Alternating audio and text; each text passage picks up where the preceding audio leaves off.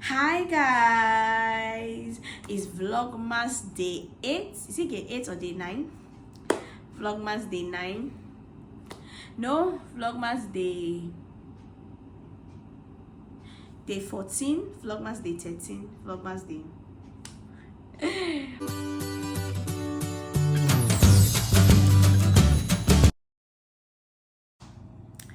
Hey guys, welcome to my channel. Compliments of the season to you all.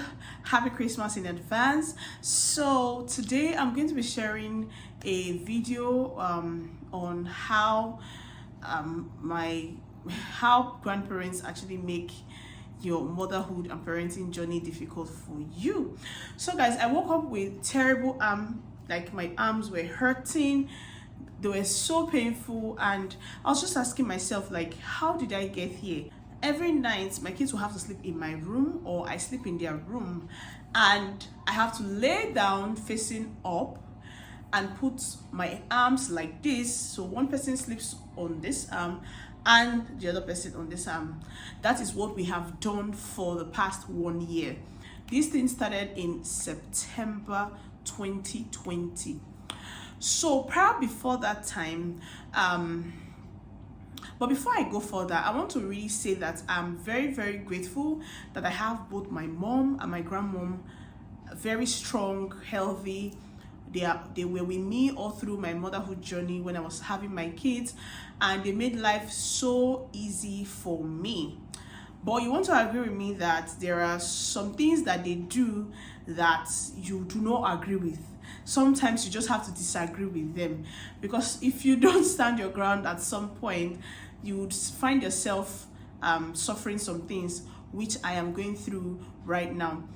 You know, when you are a new first-time mom, when you're a new mom, they suggest a lot of things to you, and because you don't have an idea of how these things should go, what you are expected, you agree with them because of course you have no idea. You only have Google and friends, so you rather listen to your parents than listening to outsider. But I found out that there were some things that I didn't agree with, and I totally disagreed. When I first had my daughter, they were telling me about something that makes kids light, that my daughter was too dark, and I didn't agree. Another thing I didn't agree with is throwing my child up. It's something that is very common in Africa, especially Nigeria, where they have to throw your baby up and all, but I never accepted it. There are some couple of things that I agree with and some I do not agree with.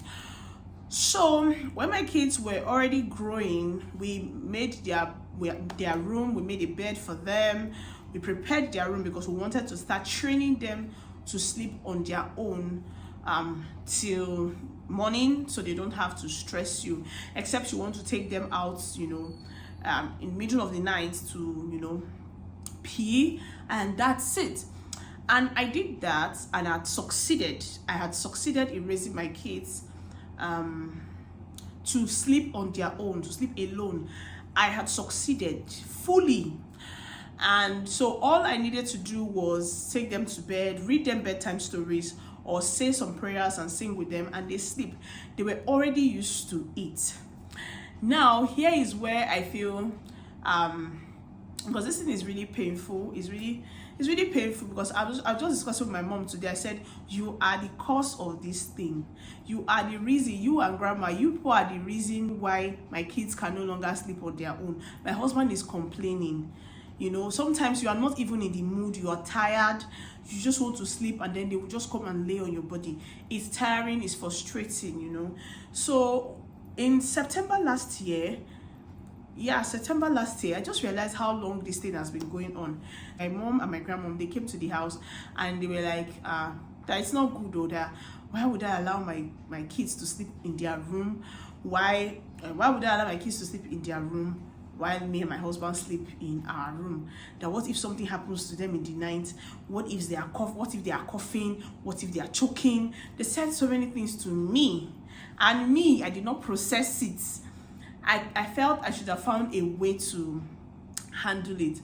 I now bought the idea, like, oh yeah, true, what if what if, and then I took my kids and I started sleeping in their room. Sometimes I sleep off there till morning. Sometimes they come to my room and they sleep. Right now they must sleep in my room, and I'm just thinking of how I'm going to start again, to start training them. Their room is very comfortable, but they will never sleep in their room.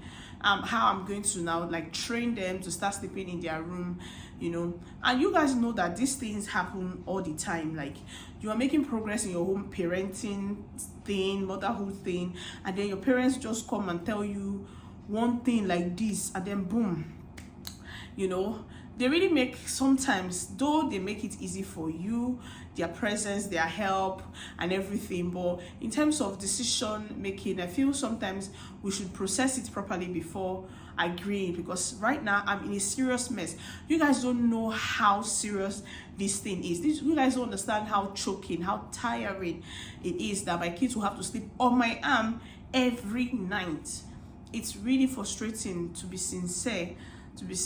So I know sometimes they mean well. They mean well, yes, they mean well. They had a reason, but it was very inconvenient and I shouldn't have listened. Then there are other times where you're disciplining your kids on how to eat, how to take something, how to reject something, how to not take something from people, and then grandma comes around and then she spoils it, she scatters it. When you tell them don't take chocolate, grandma gives them chocolate. They will go and meet grandma. And children like their grandmas a lot because they get to do whatever they want. They love their grandchildren. Grandparents love their grandchildren too much, so they don't know how to say no to their grandchildren. So it is you that is the parent that would have to stand your ground to say no. For now, I'm teaching them not to accept something from people, and that includes you. I'm teaching them not to accept something from people. That includes me, the parent. When I'm eating, I don't expect you to finish eating and come and stand in front of me to ask for food from me. It's training. And sometimes when they come, they want to, scatter the whole plans for you. So guys, presently I'm in a total mess. Like, I'm in a complete state of confusion. Like, I'm confused and I need your help. Like, I wish I didn't listen. I really wish. There were times I stood my ground. There were times I didn't listen. I remember when I wanted to cut my daughter's hair, I think my grandmom or my mom was telling me that, no, I should not cut the hair. This one, I said, no, I'm going to cut the hair. Before they said Jack, I already cut the hair. Because, of course, she didn't have hair. She didn't have any good hair at all. And then I cut the hair and I started grooming the hair. And now she has one of the most beautiful hair in the world. Okay guys, so I need you guys to drop a comment below on suggestions on how I can go about it, because of course these children are growing. My daughter is almost 5, my son is 4, is 3, my daughter is 4, and they are growing. I just want them to start sleeping on their bed again. So any suggestion would really be appreciated. Thank you guys so much for watching. Thank you for your contribution in advance. I love you guys. If you're just seeing my channel for the first time, please do well to subscribe. And for my returning subscribers, thank you so much for supporting me. I'll see you in my next video. Bye.